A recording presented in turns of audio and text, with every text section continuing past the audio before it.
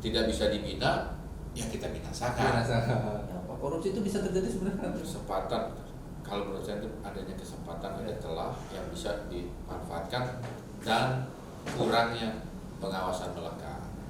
Narkotika, rata-rata narkotika yang berbahaya, sangat bahaya itu loh, dititipkan. Alat komunikasi ini yang tadinya menjadi berkah, akhirnya karena komen nyinyir sembarangan, akhirnya jadi musibah. Last resort dipidana, tegakkan dengan sebaik-baiknya.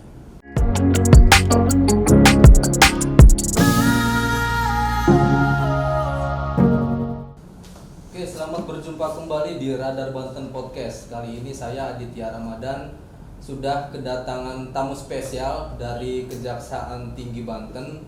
Kenapa spesial? Karena baru beberapa hari menjabat di Provinsi Banten sebagai Kepala Kejaksaan Tinggi Banten, sudah bersedia dan berkenan hadir di tengah-tengah kita, tepatnya di studio podcast Radar Banten ini. Tapi sebelum kita berbincang lebih jauh dengan Pak Reda Mantovani, ada baiknya Sobat Radar Banten subscribe dulu tayangan kita ini, kemudian like and comment. Jangan lupa tayangan ini juga bisa disaksikan di aplikasi Spotify. Oke, sekarang kita ngobrol-ngobrol dengan Pak Kajati Bang Reda Mantovani. Selamat datang di Radar Banten, Bang. Selamat datang kembali juga di Provinsi Banten. Saya panggilnya Abang aja nih ya, karena Sobat Radar Banten kita sebenarnya sudah cukup mengenal beberapa tahun lalu. 9 tahun lalu ya, 2012 itu pernah menjabat sebagai Kepala Kejaksaan Negeri Cilegon. Jadi alhamdulillah kita bisa dipertemukan kembali. Kemudian kita bisa berbincang-bincang di sini. Sebenarnya apa sih yang akan dilakukan Bang Reda ini ke depan? Santai tapi penuh makna sepertinya, Bang. Sersan. Betul. Boleh sapa dulu, Bang. Sobat Radar Banten Podcast. Halo para sobatku. Senang menjumpai sobat-sobat sekalian di tanah Banten ini. Ya, Bang. Balik lagi ke tanah Jawara. Apa sih yang dirindukan pas kesini? Pas tahu ditugaskan kembali di Banten? Ikan bandeng. Apa namanya, sate? Pecak bandeng apa? Bandeng, sate bandeng. Yang itu lah, yang terkait itu lah. Karena mau kan khas itu. Iya. Kulinerannya berarti. Terus masjid lama, viharanya itu kan dekat-dekatan itu kan. Itulah saya kenapa suka ke situ, karena bukti toleransi di Kota Banten sejak dahulu sudah tertanam dari awal. Makanya saya lihat, wah ya, membuat kangen di situ. Berarti walaupun dulu di Jakarta ke Masjid Banten? Iya, datang ke Masjid Banten, ke vihara situ. Kan sambil bisa melihat sejarahnya. Ya. Ternyata memang di Banten ini nggak asing dengan kedatangan para pendatang, orang-orang asing, karena udah kelihatan dari sejarah saya lihat. Itulah bukti toleransi yang sudah tertanam sejak dulu. Kalau kultur masyarakatnya menurut Abang gimana? Apa yang dirindukan dari masyarakat Banten? Kalau tingkat keramahan, bahasanya yang unik nih bahasanya. Kadang-kadang kita kan ini bahasanya bahasa mana? Gitu. Gitu. Ini bahasa Jawa juga, tapi kok ada yang aneh-anehnya gitu kan, nggak dimengerti gitu kan. Ternyata memang bahasa khas campur-campurnya ala Banten. Bang, ketika pertama kali mendapat informasi kemudian akan ditempatkan di Provinsi Banten, yang terpikir akan dilakukan di Provinsi Banten ini apa? Karena ini kan seperti kembali ya, mengingat beberapa tahun lalu, 9 tahun lalu pernah, memang sih ruang lingkupnya di Kota Cilegon ini kan membawahi 8 wilayah hukum ya. Kalau Kejaksaan Tinggi berapa wilayah hukum? Ada Berapa Kejaksaan Negeri maksudnya? 8 ya. Apa yang terpikirkan oleh Abang?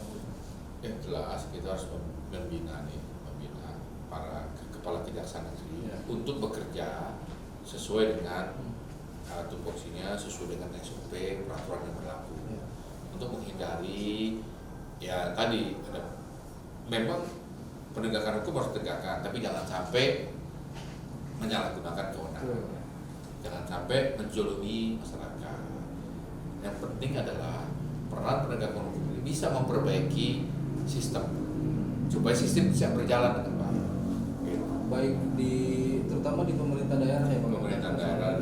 Karena memang kita di sini, kehadiran kami di sini tadi untuk bukan sebagai watchdog atau apa gitu ya, mau tegakkan, kita nih kalau memang ada kesalahan kita perbaiki, kalau memang masih bisa diperbaiki, karena kami ada berbagai unsur di situ, ada perdata, ya kan? Nah, jadi kalau misalnya itu, ayo kedepankan dulu nih. Tapi memang kalau memang dipidana ya ternyata ini tidak bisa.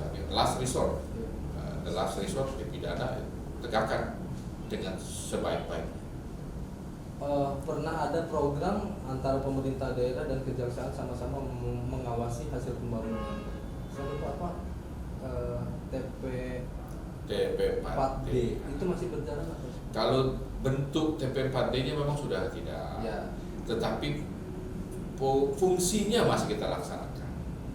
Fungsinya untuk menjaga pembangunan ini tetap berjalan sebagaimana mestinya, agar pemerintahan tidak terganggu, pemerintahan daerah khususnya. Padahal menurut saya secara konsep itu bagus ya, artinya Ya. sama-sama ketika mulai dari perencanaan, pelaksanaan sampai hasil pembangunan diawasi. Artinya kan ketika misalkan terjadi masalah di tengah jalan bisa lebih dulu diingatkan, begitu konsep TP4 ya Pak? Betul.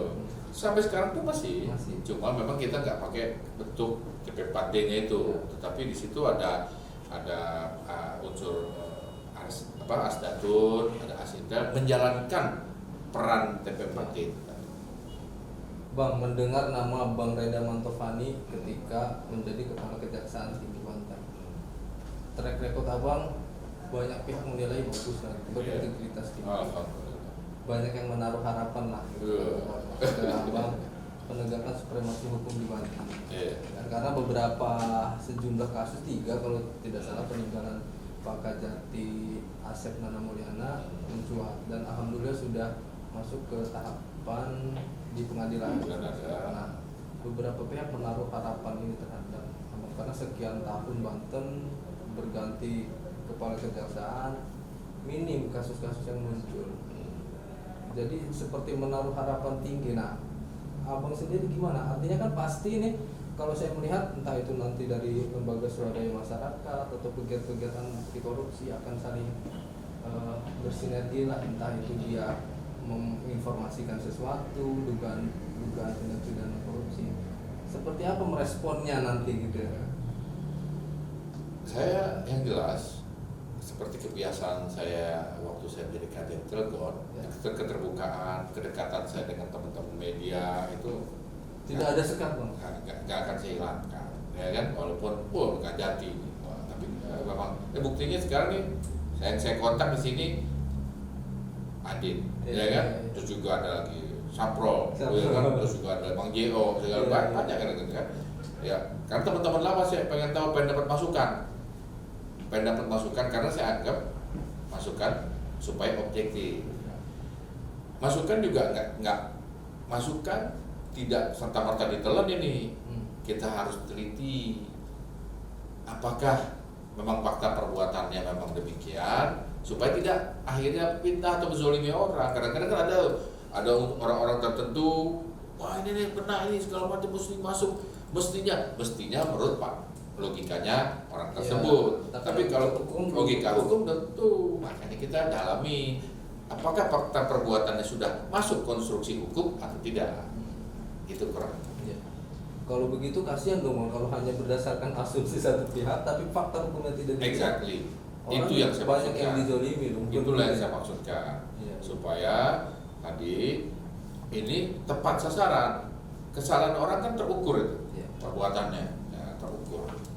Tapi kadang di Banten ini beda Bang dari daerah lain. Kadang ada satu pihak yang memang mendukung penegakan hukum di Banten, tapi satu pihak lagi ada yang memang seperti membela ya ketika misalkan pihak-pihak tertentu itu seolah merasa dikriminalisasi atau apalah gitu, seperti kasus dana hibah pondok pesantren gitu kan. Jadi ada beberapa tokoh agama gitu kan, pemuka agama seperti mereka dipolitisasi, dikriminalisasi gitu kan. Sementara yang lainnya ini bagus karena untuk menghindari bagaimana anggaran ini tidak disunat, bagaimana sampai digunakan sebagai operasional pondok pesantren. Nah, seperti itu kan ini menurut saya ya hanya di Banten terjadi. Kalau saya lihat ini itu hal yang lumrah lah, biasa lah, karena memang itu manusiawi. Di satu sisi ini, karena kepentingannya dia akan bela itu. Di sisi lain juga di sini kan kepentingan harusnya begini. itu hal yang biasa. Tinggal bagaimana kita menempatkan, kita jelaskan sejelas-jelasnya. Apalagi sekarang sudah masuk pengadilan, itu bisa terlihat secara terbuka, ya kan? Jadi, oh ternyata begini nih ya perjalanannya. Gitu. Lebih enak kalau sekarang malah jadi apa itu di pengadilan seperti ini. Apalagi kalau melihat ada fakta-fakta baru bang ya, fakta baru, ya kan? Jadi lebih jelas lah. Gitu. Bang, beberapa hari lalu kan sudah bertemu Pak Gubernur. Ya betul. Kemudian Ketua DPRD Banten. Betul. Pimpinan beserta jajaran. Pimpinan DPRD. Betul. Apa yang ditaruh harapan Pak Gubernur terhadap Kejati Banten, saling sinergi antar program kah, misalkan atau seperti apa kemarin yang sempat diungkapkan Pak Gubernur ke Pak Gubernur? Ya, beliau Pak Gubernur itu tidak banyak komentar tentang hal-hal yang pekerjaan. Kemarin kan kita silaturahmi, ya kan, nggak banyak, cuma cerita ini, cuma harapannya memang tadi kembali lagi agar mereka bisa objektif, gitu. Karena luar biasa loh bang, Pak Gubernur ini ketika kasus Hibah Ponpes muncul dia mengklaim diri bahwa saya pertama kali melaporkan. Artinya seorang kepala daerah gitu kan melihat bahwa di lapangan program yang dia laksanakan tidak berjalan maksimal, ada ketidakberesan, beliau sendiri yang melaporkan itu gitu. Nah, menurut abang gimana? Mungkin karena kekecewaannya Pak Gubernur barangkali. Kecewa udah kita bikin kok gak jalan, dilaporkan mungkin kalau menurut saya. Ya. Padahal kita sempat tanya ke Pak Gubernur ketika hadir di sini. Padahal kan Bapak tinggal merintahkan saja, anak buah Bapak tidak harus sampai turun tangan hingga melaporkan. Kalau memang ada ketidakberesan bentuk saja tim di mana ketidakberesan. Cuman menurut Pak Gubernur ada ketidakpuasan gitu. Memang ketidakpuasan yang sangat kecewa mungkin akhirnya Pak Gubernur memutuskan untuk melaporkan ini gitu. Karena beliau merasa kedekatan dengan ulama itu memang harus diperhatikan gitu. Ya, mungkin itulah sebagai salah satu kan beliau kan politisi, mungkin yang lihat ke arah situ.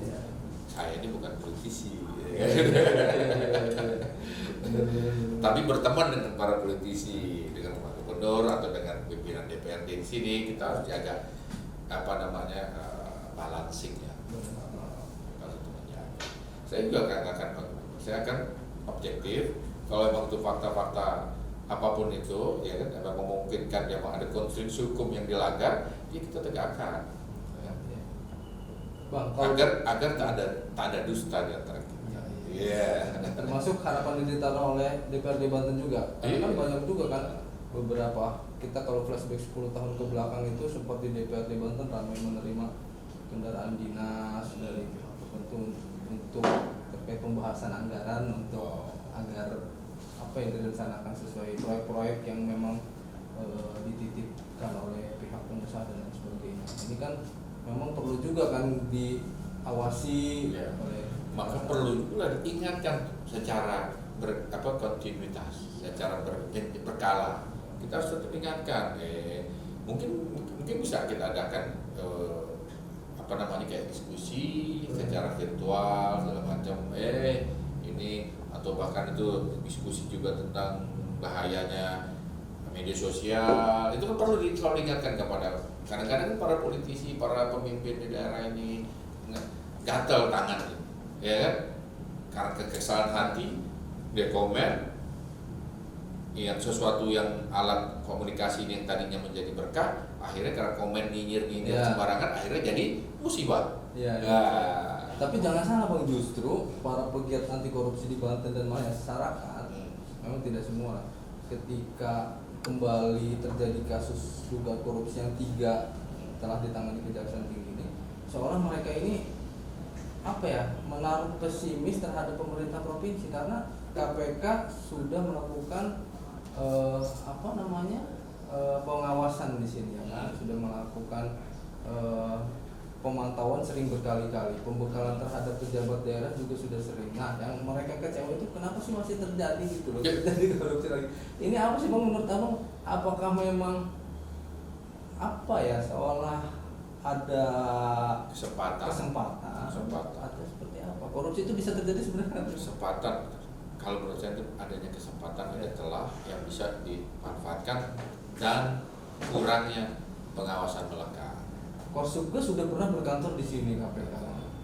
Per 3 bulan laporan pemerintah daerah itu masuk ke Korsubga KPK, tapi masih saja terjadi ini yang menurut masyarakat ada apa sih gitu?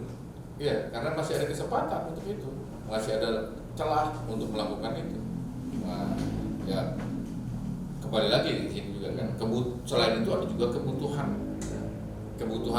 Ya kalau kebutuhan standar sih mungkin nggak korupsi barangkali. Kebutuhannya tinggi. Nah, kebutuhan tinggi. Kebutuhan tinggi untuk apa? Ya itulah yang perlu didalami nih, untuk apanya nih. Berarti kalau kata Jokes bilang mah jangan kebanyakan gaya bang. Kalau kebanyakan gaya nanti repot. Kebanyakan gaya. Iya. Bang, kalau berbicara hukum ya, ada ungkapan hukum itu kadang tajam ke bawah, tumpul ke atas. Bawah, tumpul ke atas. Ya, benar nggak sih?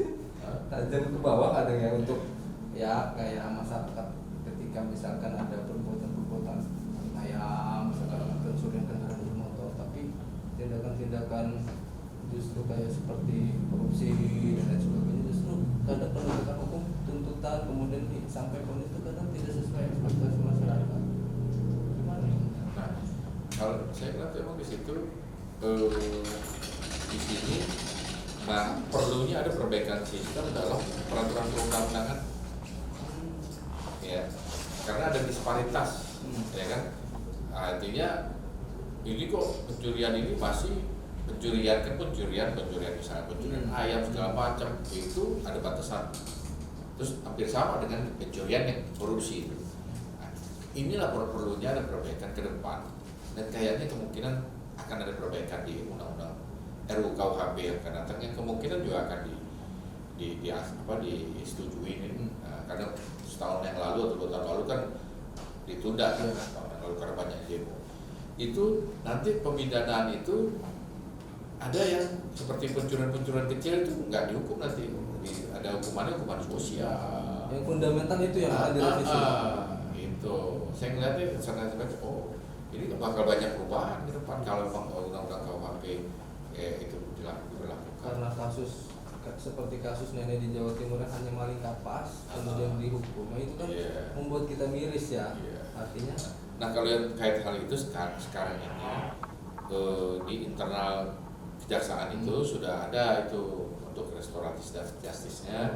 Jadi kalau misalnya kasus-kasus yang seperti itu yang menyentuh, yang memang efeknya nggak terlalu berat dan si korban juga udah memaafkan, itu bisa damai.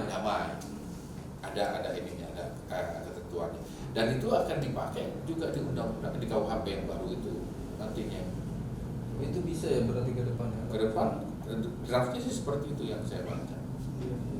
Yang tahun lalu itu ditolak, dan kebanyakan teman-teman mungkin yang menolak itu nggak membaca secara utuh. Oke, menarik juga. Semoga ini bisa dieksekusi nih Pak tahun ini atau kira-kira kapan? Ya benar. Saya kan bukan anggota, cuma dapat informasinya kemungkinan tahun ini yang akan dilanjutkan lagi ya. Kan udah tanggung kan, waktu terakhir itu tinggal ketok aja. Cuma mungkin ada keberatan yang ya beberapa pasal itu yang diperbaiki barangkali. Kan? Saya sempat baca ada itu. Mudah-mudahan itu ada perbaikan sistem. Karena kalau nggak memang disparitas itu nanti pencuri ayam sama dengan korupsi, ya kan? Ya itu malah kesannya malah korupsi kok enak bener ya kan? Iya. Kesannya ya kan. Gitu. Sobat Radar Banten, menarik sekali pembicaraan kita. Karena kita lama nggak ketemu sih sebenarnya kangennya Bang ya. Jadi seperti menaruh kerinduan yang terpendam. Tapi saya Bang ada yang satu pengen ditanyakan. Dari tadi kita ketemu waktu Abang dari Cilegon, kemudian sempat ke Hongkong ya Bang? Hongkong. Di sana ngapain sih Bang? Ini biar Sobat Radar Banten tahu. Jaksa itu punya juga tugas untuk membantu warga negara Indonesia yang bermasalah hukum di luar negeri. Banyak itu Bang? Saya waktu itu di Hongkong itu orang Indonesia yang ditahan bisa 100-an di sana. ratusan dan saya berperan sebagai dalam tanda kutip pengacara atau in-house lawyernya KJRI, pengacara negaranya. Pengacara negara. Tapi dalam arti bagaimana membimbing si WNI kita ini menghadapi proses peradilan. Secara konsep kan, secara teori hukum itu prinsip-prinsipnya sama. Hongkong kayak di Indonesia sama. Jadi kami melihat contohnya waktu dulu pernah ada kasus pencurian perhiasan. Nah, di satu sisi, ini perhiasan tuh segala macam dicuri. Jadi si pembantu WNI ini yang bekerja sebagai pembantu rumah tangga dituduh mencuri perhiasan majikan. Nah, di kamarnya digerebek, ada perhiasan. Ditanya dari mana? Saya boleh nemu. Wah enggak nih Pak, ini saya nih. Perhiasan saya. Ditangkap lagi WNI kita sebagai ART tadi kan. Terus kami jamin supaya ditahannya jangan di penjara. Kita taruh di KJRI, kita punya penampungan. Taruh, terus kita bimbing supaya kamu itu berasnya dari mana? Saya boleh nemu Pak, nemu di mana? Iya, waktu majikan saya ulang tahun di restoran segala macam ada kado. Saya pikir tuh kadonya dibuang tempat sampah. Belum kebuka. Jadi ditinggal. Dipikir udah di tempat sampah diambil. Ternyata perhiasan. Ya, apapun itu ya maksudnya. Dia memang nggak ada niat untuk mencuri, ambil di sana. Setelah di CCTV pun nggak kelihatan. Nah, akhirnya udah di dalam proses peradilan di Hongkong itu kan ada namanya sebelum disidang itu ada namanya dipertemukan dulu, pre-trial dulu. Di situ lihat apa buktinya kamu menuduh orang Indonesia ini mencuri. Nah, kita udah kasih jawabannya. Kalau kamu tadi jawab, kalau memang ini punya majikanmu, kamu tanya. Kalau emas kan pasti ada bukti ininya kan, pembeliannya kan. Kamu tanya apa dia? Bukti pembeliannya ibu, kalau memang barangnya punya ibu, bukti pembeliannya mana? Gitu. Kalau saya ini jelas nemu di jalan. Nah, akhirnya ditanya pas ada pertemuan dengan hakim itu ditanya apa ke yang penuduh. Saya nggak punya segala macam. Berarti bukan punya kamu dong. Bebas itu. Tetapi perhiasannya disita untuk negara. Sampai ada yang mengklaim bahwa itu hartanya milik orang tersebut. Tapi WNI-nya bebas. Tapi dia bekerja kembali di. Akhirnya kita carikan karena memang nggak ada niat jahat, dicarikan majikan yang baru. Seratusan orang itu apa Bang? Selama setahun? Saya itu data kita di tahun 2015 125 orang yang saya masih ingat. Yang terberat apa Bang? Narkotika, rata-rata nih narkotika yang berbahaya, sangat bahaya itu loh, dititipkan. Maksudnya? Orang kita ini kebanyakan ini baik hati. Jadi udah di sana ada majikan atau teman majikan itu diajak, dikasih makan, ditraktir, udah seperti saudara lah. Tiba-tiba kamu mau pulang ya, ini aku titip koper ya. Karena udah merasa gak enak, orang kita kan baik hati dia, merasa gak enak, gak enak, dia udah banyak jasanya segala macam. Tanpa melihat isi dalam koper dibawalah. Karena nitip dibawa ke Indonesia ataupun kemana tergantung nanti. Kamu ke sana dulu ya, aku belum sempet nih karena ada. Jadi orang kita itu cepat luluh hatinya. Kasih uang lebih aja kan. Buat ongkos bisa begitu kan. Buat ongkos karena memang sering diajak ngobrol dan hati-hati. Jadi seperti dibikin itu kayak seperti hubungan saudara. Nah, itulah yang mesti kita ini selalu mensosialisasikan. Tugasnya kami ini dulu di sana mensosialisasikan untuk menghindari hal-hal seperti itu. Termasuk TKI yang overstay Bang, itu masuk nggak dalam penanganan yang overstay? Overstay. Rata-rata orang banyak juga orang Indonesia di sana yang nggak mau pulang. Itulah kita karena memang kalau mau pulang saya mau kerja apa Pak di Indonesia? Sementara pendapatan sudah lumayan ya. Saya bisa overstay di sini Pak, paling nanti dikeluarin lagi saya nanti kerja ilegal aja Pak. Paling dihukum paling 3 bulan keluar lagi Pak. Gitu aja gitu. Dan itu akhirnya saya jadi tahu, oh jadi mainannya sana sistem, karena itu tenaga murah, tenaga kerja murah.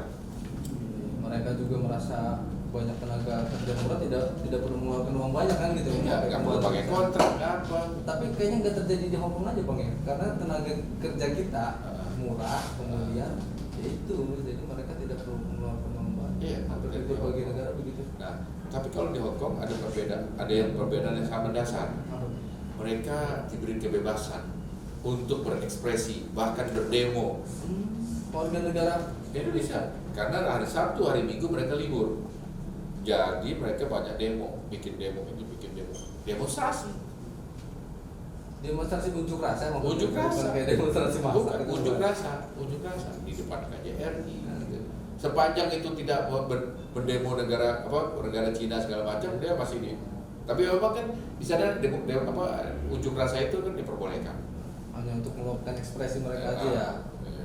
Tapi banyak juga yang kita arahkan daripada demo, lebih baik ya bikin pagelaran seni lah. Kita bantu biayanya kayak gitu. Oke. Sobat Radar Banten, sepertinya nambah lagi nih pengalaman kita di sini, berbagi pengalaman dengan Bang Reda Mantufani selama bertugas di KJRI ya Bang Santi. Konsulat Jenderal Republik Indonesia di Hong Kong. Baik. Terakhir Bang, balik lagi ke Banten nih. Yeah. Apa ke depan harapan Abang terhadap penegakan hukum di Banten, kemudian hubungan dengan pemerintah daerah? Yang jelas penegakan hukum akan paralel dengan perbaikan sistem yang terjadi, yang akan kita dorong untuk dilakukan di sini, ya kan, penegakan hukum. Tapi ini sebagai ultimum remedium, the last resort, ya kan, upaya terakhir. Kita akan upaya kedepankan seperti tadi, intelijen atau asdatur untuk mengawal atau mendampingi supaya suatu pekerjaan sesuai aturan main yang berlaku. Tapi kalau emang nggak bisa dibenahin, tidak bisa dibina, ya kita binasakan. Dan satu lagi, jangan coba-coba intervensi. Jangan coba intervensi itu ya kalau memang dia informasinya benar, ya kita akan manfaatkan. Tapi jangan bikin berita hoax. Nah, saya akan yang kita kesampingkan kan itu informasi. Sebab informasi dengan menuduh itu belum tentu benar, harus kita cross check juga dengan fakta-fakta hukum yang terjadi. Siap. Terima kasih Bang Reda sudah meluangkan waktunya hampir 30 menit kebersamaan kita. Mudah-mudahan tak terasa. Sebenarnya masih kangen, mudah-mudahan di lain kesempatan, di waktu yang memang. Dulu kan biasanya di warung gitu. Di warung gitu. Sekali-sekali podcastnya di warung gitu kan kayaknya Bang. Oke, sahabat Radar Banten, terima kasih kebersamaan kita sampai di sini. Jangan lupa kembali saya ingatkan untuk subscribe channel Radar Banten Podcast. Di sini nanti ada, kemudian like dan komen. Jangan lupa dibagikan juga ke seluruh teman-teman, saudara, keluarga dan sebagainya. Terima kasih. Saya Aditya Ramadan mohon pamit dengan Bang Reda Mantufani. Selamat bertugas Bang. Terima kasih. Assalamualaikum warahmatullahi wabarakatuh. Waalaikumsalam warahmatullahi wabarakatuh.